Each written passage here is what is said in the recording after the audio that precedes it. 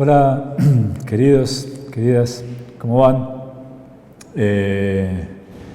Bueno, henos aquí no reunidos, pero cada cual en sus distintas modalidades de llevar esta situación.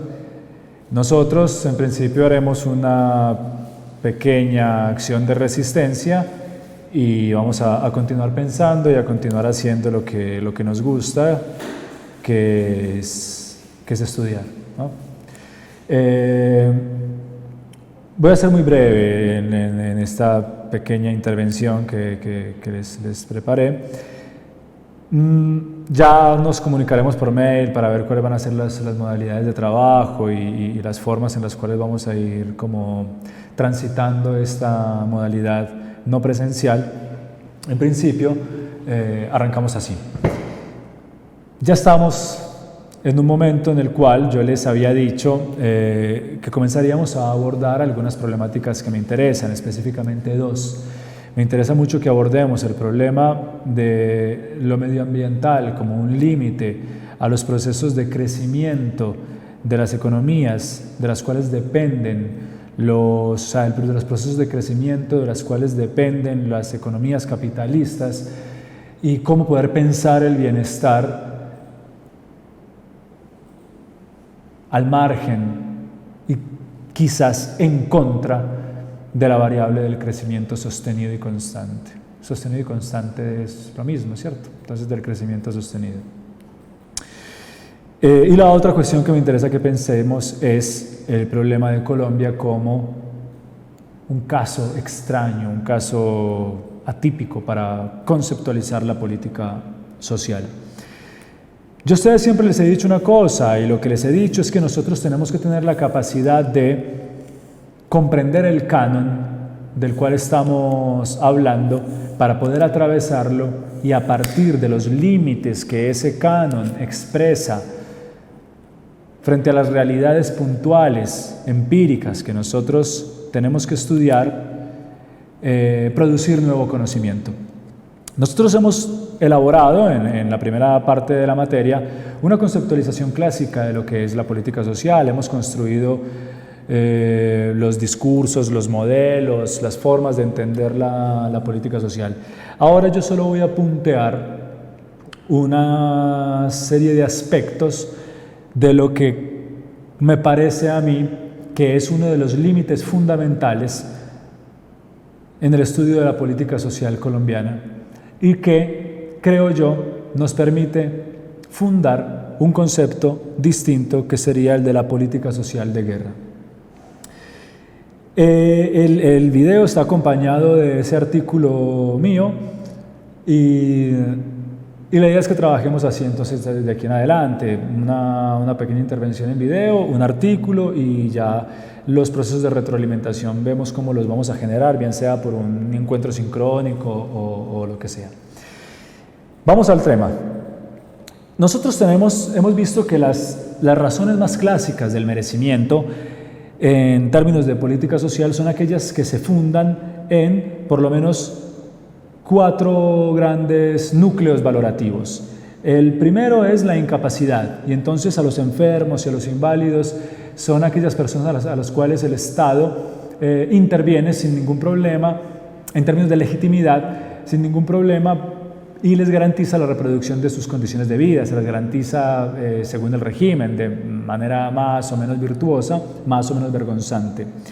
La adjudicación de responsabilidades domésticas ha sido tradicionalmente, en algunos regímenes de bienestar, una de las razones por las cuales es posible merecer la asistencia, por ejemplo, una jubilación por ser ama de casa. En nuestro régimen liberal residual es algo absolutamente impensable.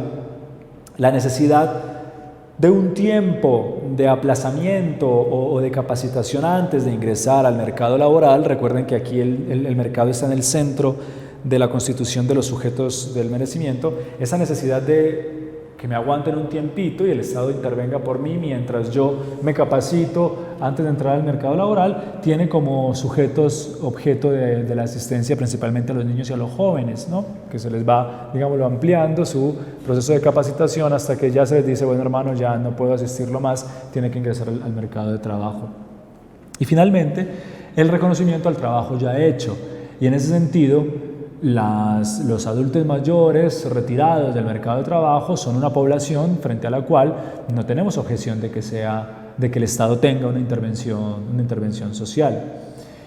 Razones clásicas de merecimiento, incapacidad, adjudicación de responsabilidades domésticas, necesidad de aplazamiento antes de ingreso al mercado de trabajo y reconocimiento del trabajo ya hecho. Es decir, enfermos inválidos, mujeres, cabezas de hogar, jóvenes y niños y ancianos y retirados. Después, dijimos, y esto lo veíamos muy fuerte con el texto de Castell que leíamos, que uno de los elementos más importantes con el de Castell estaba, pero fundamentalmente en el de Lechner, decíamos que uno de los elementos más importantes en términos de la composición de una totalidad social ideológica articulada en torno a un discurso que legitime la desigualdad, tiene que ver con qué capacidad tiene el sistema de producir razones de legitimación de sus intervenciones sociales. Entonces hay distintos discursos que definen la legitimidad. El primero de ellos es el discurso de los derechos. Nadie que posea un derecho tendría, digamos, que atravesar un cuestionamiento de la legitimidad de la adjudicación de bienestar que el Estado disponga frente a él. Otro registro de razón de legitimidad serían las necesidades, la libertad de elegir a la hora de, por ejemplo, fundar regímenes liberales de no intervención, la responsabilidad a la hora de, por ejemplo, señalar por qué no asistir a determinadas personas, dado que en la situación precaria en la que se encuentran es responsabilidad de su mal manejo del capital de base que le dio la sociedad, tesis clásica rawlsiana y fundamentalmente esbozada por Dworkin, y el esfuerzo individual. Estamos en el combo liberal perfecto, ¿no? Si yo me esforcé, entonces yo soy quien tiene... yo me esfuerzo, pero aún así sigo siendo pobre, de manera que ese pobre es el pobre virtuoso, el que decíamos, no es todo pobre el que sea el objeto de intervención de la asistencia en el capitalismo de corte liberal residual. Es un pobre que se esfuerza, un pobre cuya pobreza no es su responsabilidad, un pobre que no tiene más oportunidades que hacer lo que está haciendo, un pobre que es asistido porque se le garantizan sus niveles mínimos, la necesidad, la satisfacción de una necesidad mínima para la subsistencia. Los distintos sujetos que los distintos regímenes fueron fundando, o los que son los sujetos nucleares de los regímenes de bienestar, ya sabemos que los regímenes no son puros, son tipologías ideales, pero esos sujetos típicos serían, los tenemos bastante trabajados, el pobre como destinatario, sujeto paradigmático del régimen liberal residual, el trabajador como destinatario, sujeto paradigmático del régimen corporativo conservador, y el ciudadano como destinatario, sujeto paradigmático del régimen socialdemócrata universalista. Entonces, ahí, establecido eso, tenemos que retornar a lo primero que vimos en la materia. Dijimos, bueno, pero entonces cada régimen de bienestar se constituye como una forma de construcción, conjuramiento de la cuestión social. Y la cuestión social es, ya dijimos, una brecha que amenaza con la ruptura de la sociedad, esa brecha fundamental entre capital y trabajo, pero lo que no habíamos dicho hasta el momento es que son brechas históricamente determinables. Es decir, toda sociedad ha tenido cuestión social. La cuestión social en las sociedades capitalistas es la relación conflictiva entre capital y trabajo. Ahora bien, eso no quiere decir que toda cuestión social sea esa relación conflictiva capital-trabajo. La cuestión social está históricamente determinada. La cuestión social, en términos genéricos, es la amenaza de ruptura de la sociedad. Nosotros lo que tenemos que preguntarnos entonces es cuáles son, porque podrían ser varias, las amenazas de ruptura fundamentales por las que atraviesa la sociedad colombiana.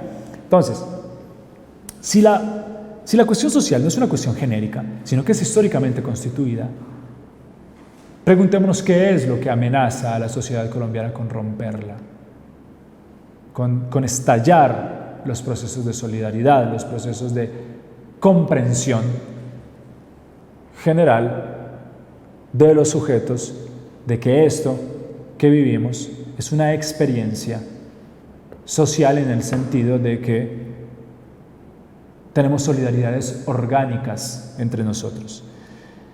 Por supuesto que la contradicción capital-trabajo es una contradicción que inmediatamente aparece, pero también sabemos que hay una contradicción, digámoslo, previa en términos lógicos y ontológicos a la hora de pensar la formación del Estado, y es la contradicción o la amenaza de ruptura que supone la guerra.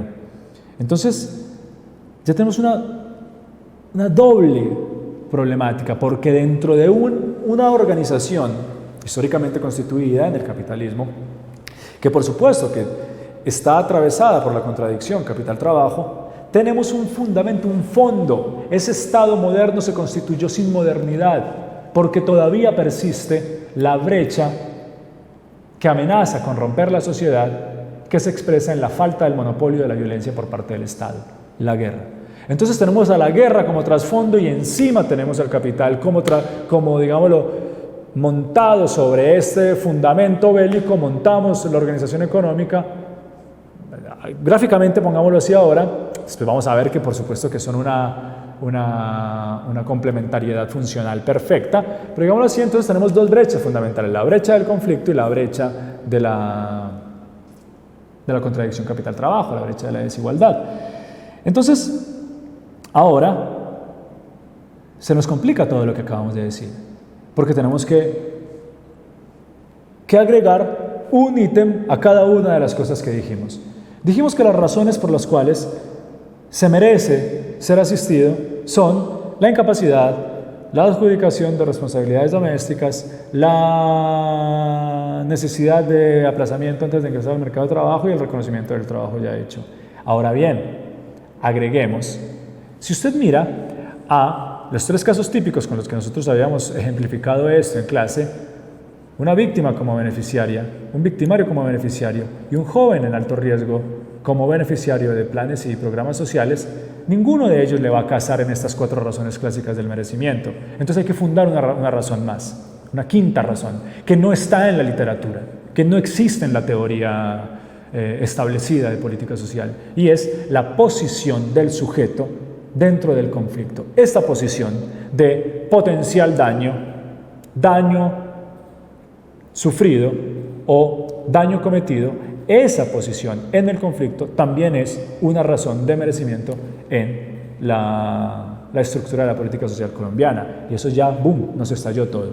Porque entonces ahora también hay que complejizar los discursos. Y los discursos que definen la legitimidad, ya no los del merecimiento, los que definen la legitimidad de la intervención social del Estado, no solamente es que se trate de una cuestión de derechos, que se trate de una cuestión de libertad, de necesidad o de responsabilidad o de esfuerzo individual, sino que además una razón potente para legitimar una intervención social del Estado en Colombia es que ella sea constructora de seguridad y de paz.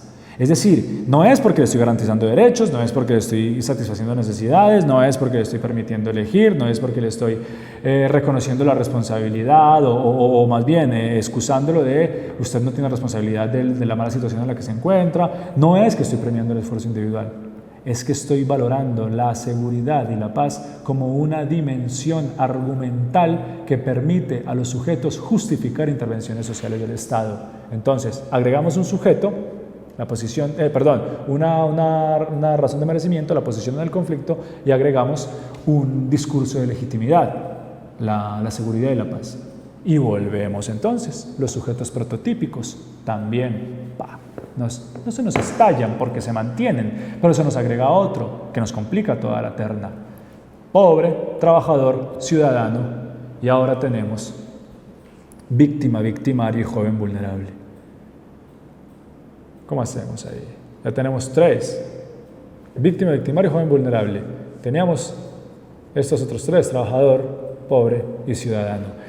¿Por qué se asiste a una víctima del conflicto? ¿Por qué es pobre? No, sí es pobre, pero no por pobre, porque al pobre de al lado no se le asiste. ¿Por qué es ciudadano? No, sí es ciudadano, pero no se le asiste porque es ciudadano, porque esto no es un sistema de bienestar socialdemócrata. ¿Por qué es trabajador?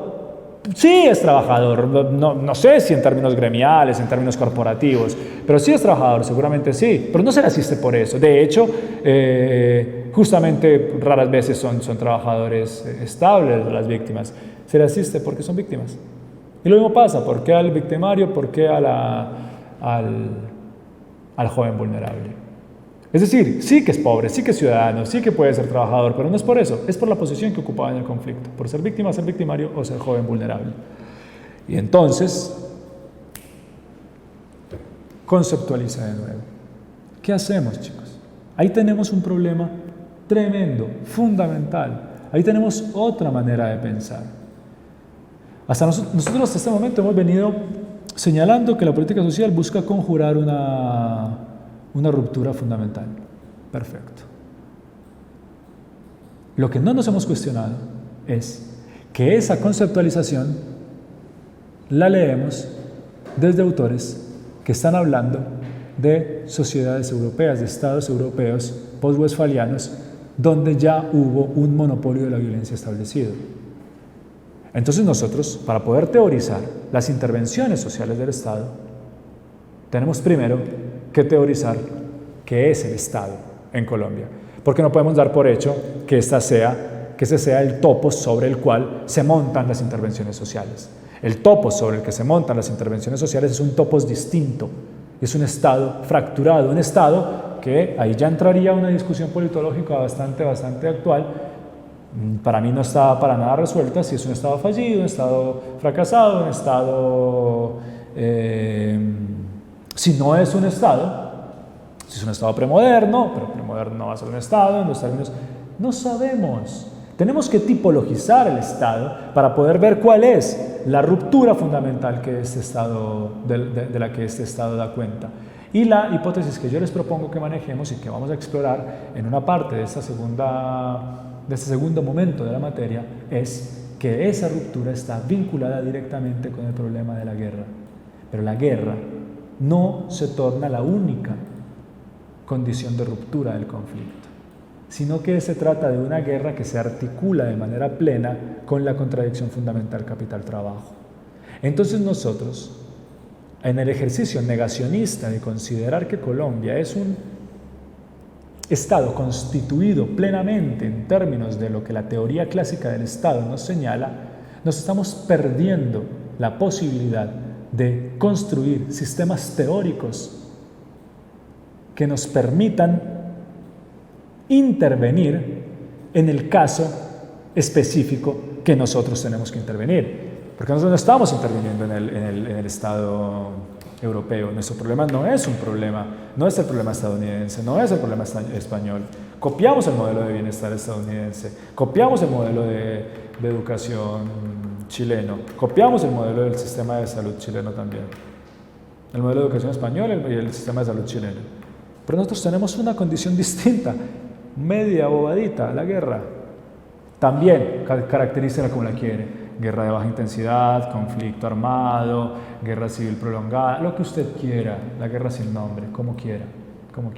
Tenemos que tipificar primero ese topo sobre el cual se estructura el capitalismo colombiano y ahí empezar a hablar de la mixtura o de la doble brecha de desigualdad vinculada a la guerra. Porque ojo con esta hipótesis, que esta no es una hipótesis, esta es una demostración. La desigualdad, la guerra en Colombia, en términos de su desarrollo y de su génesis, no surge de los lugares más pobres, como para decir que es la falta de recursos la que lleva a la toma de las armas, Si ustedes revisan, por ejemplo, el trabajo de Fernán González, Teófilo Vázquez y Claudia López, van a encontrar que la violencia en Colombia, van a encontrar que la serie que ellos analizan demuestra que los lugares de surgimiento del conflicto en Colombia no son los más pobres, son los más desiguales. Y ahí articula capital, conflicto, cuestión social en términos clásicos capitalistas, amenaza de ruptura premoderna, jovesiana, falta de monopolio de la violencia como elemento estructural de la amenaza de ruptura colombiana. Y ahí ya tiene un combo para comenzar a teorizar. No hay mucho más hacia adelante, esto es lo que tenemos teorizado. Van a ver en el artículo que les estoy enviando que hay otra dimensión, digámoslo, de la intervención de la guerra en la política social, una dimensión más institucionalista, que esa la vamos a trabajar en el próximo pequeño encuentro en esta modalidad virtual. ¿Vale? Bueno, queridos míos, ustedes saben cuánto los quiero y quisiera verlos prontamente y quisiera que todo esto pase rápido y que todos estén muy bien y nos veamos nuevamente, ¿vale? Entonces, nada, nos hablamos, todos tienen mi contacto, nosotros estamos muy cerca porque somos muy pocos, entonces podemos hablarnos, hablemos a ver qué modalidad de trabajo tenemos, pero vamos a seguir trabajando, no va a haber pausa, ¿vale? También es una modalidad de resistencia. Bueno, dale, nos vemos, chao.